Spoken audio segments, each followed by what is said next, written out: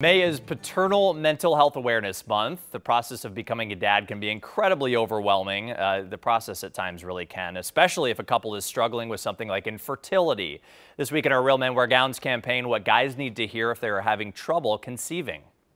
Men tend to be sort of lost or left behind. Gabrielle Marin is a licensed psychologist at Health Partners. Her work includes working with couples that may be struggling having a child, an emotional journey for both parties. When the woman has postpartum depression or is dealing with depression-related infertility, there is an incredibly high likelihood that the male will too. Marin says as couples enter the process of having a child, it's important to keep an open line of communication with each other. When maybe we don't have a successful pregnancy, how do we want to handle that? Because the woman may want one thing in terms of support, and the guy may think another thing, and again, they're just not on the same page, which is an easy thing that could be fixed if we had just talked about it. If things like anxiety and depression start to creep in throughout the process, Marin says it really is important to talk about it with someone so you can find ways to maneuver through in a healthy way. If you pretend it's not there, it doesn't go away.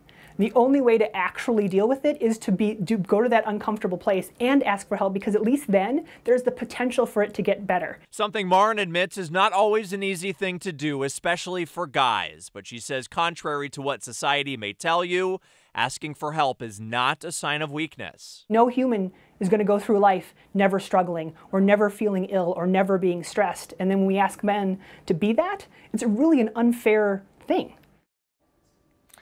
For more of our Real Men Wear Gowns campaign stories aimed at getting men to the doctor more often for preventative care, you can head over to KARE11.com.